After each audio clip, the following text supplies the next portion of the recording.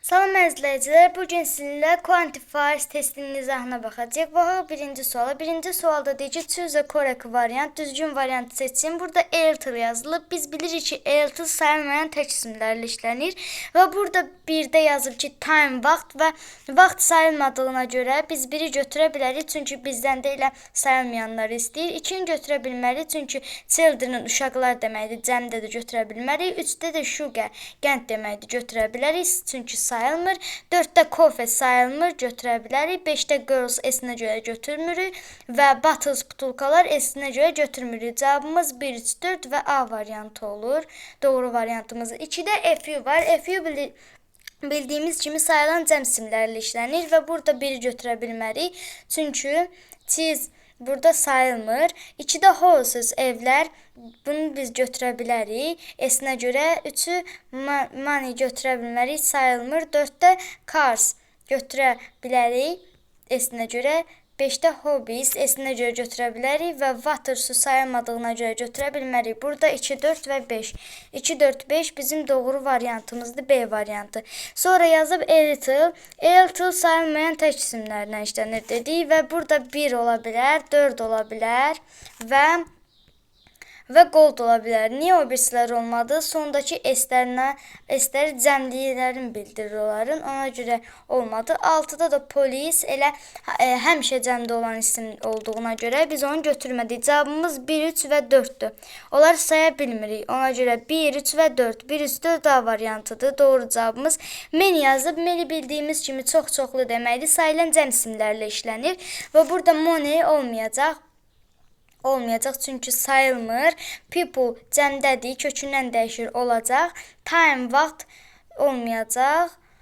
People's S-nə görə olacaq. Children cəmləndiyinə görə olacaq, kökündən dəyişir. Milkdəki sayılmadığına görə olmayacaq. Sonra 2, 4 və 5. 2, 4, 5 bizim doğru variantımızdır. B variantı oldu. Keçək 5-ə. 5-də match var.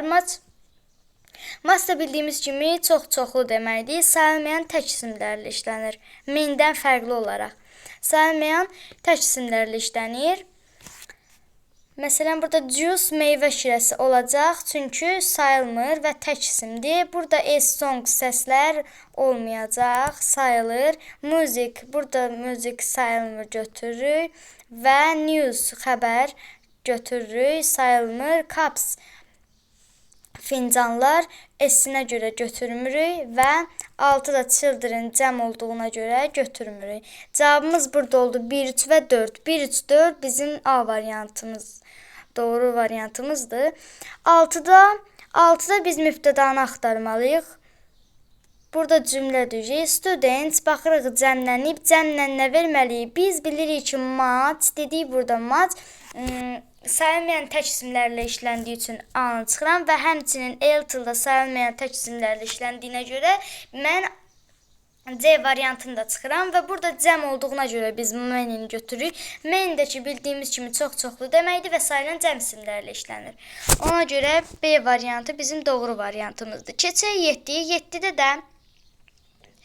7-də deyir ki, yenə biz burada mübtədanı axtarmalıyıq. Mübtəda bizdə carsdır. Carsda S var, bəli var. Ona görə də mass-la little silirik. Burada little təkdir, sayılmayanlarla işləndiyi üçün və mass da həmçinin. B variantı isə a lot of həm sayılan, həm də sayılmayanlarla işlənir. Bu doğrudur. 8-də deməli 7-də doğru variantı B oldu. 8-də isə yenə mübtədanı axtarırıq. Burada water'dır. Water sayılmayan olduğu üçün biz bu səfər burada match-ı götürməliyik. Many və FU isə sayılan cəm isimlərlə işləndiyi üçün bizim doğru variantımız A variantı olur. Və tərcümədə isə deyir ki, there is not much water in the swimming pool. Üzgüçülük hovuzunda çox su yox idi. Və testimiz bu qədər idi. Ümid edirəm ki, mən yaxşı izah eləmişəm. Siz isə yaxşı başa düşmüsünüz. Bu cür videoların daha çox gəlməsini istəyirsinizsə kanala abunə olmağı unutmayın. Sağ olun, hələlik. Digər videoda görüşmək üzrə.